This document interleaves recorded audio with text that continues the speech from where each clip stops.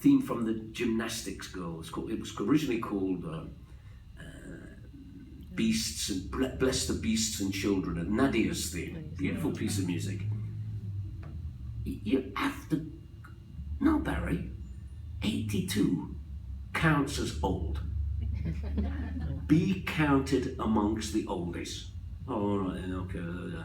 So, I'm happy to be, when people say oldies but goodies, I'm happy they're using the word goodies. You could be just old.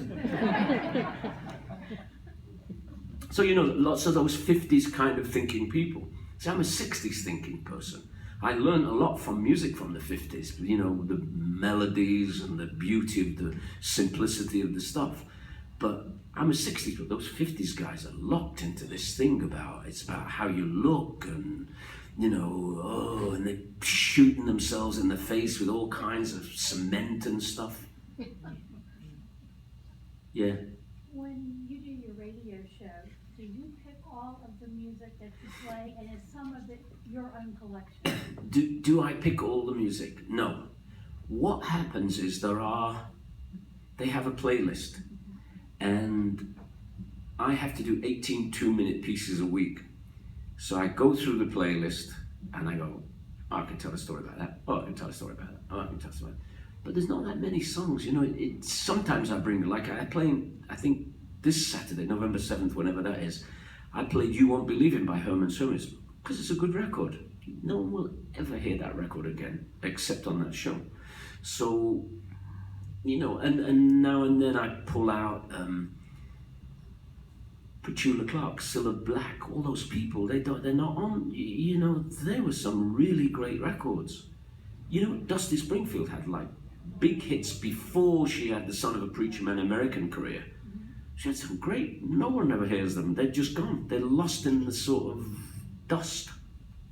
So what I do is every week I have to do 18 pieces, and it has to be entertaining for me, so I go and say, oh, I'll tell a Trog story, and I pull a Trog song.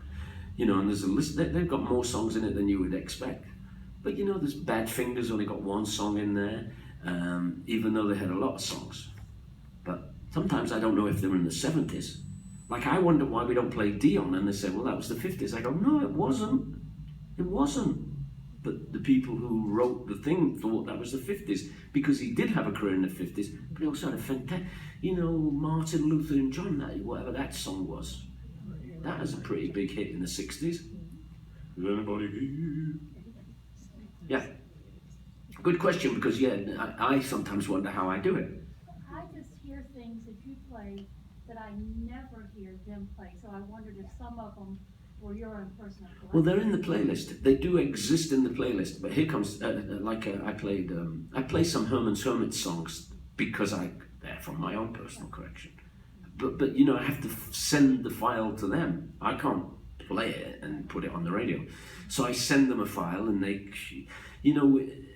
everything became much more, I'm a kind of a fan of the internet, so there's a thing, file transfer protocol, FTP, and I can work from anywhere in the world, and if there's a decent Wi-Fi or a decent, I can send it straight to them. I could do it now. I could put it into a machine straight away and send it off to Washington DC, and they would sit there and they go, oh, what has he got here, But it became very easy. Sometimes I try to do it in hotels, and I tried to do it backstage, but what you hear, it doesn't sound like a concert.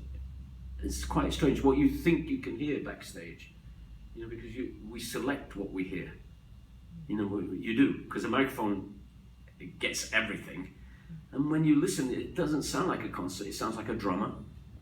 It's hardly any music. So I've not been doing them backstage. I'm doing this concert on Saturday, I think, with Tommy James and Gary Puckett.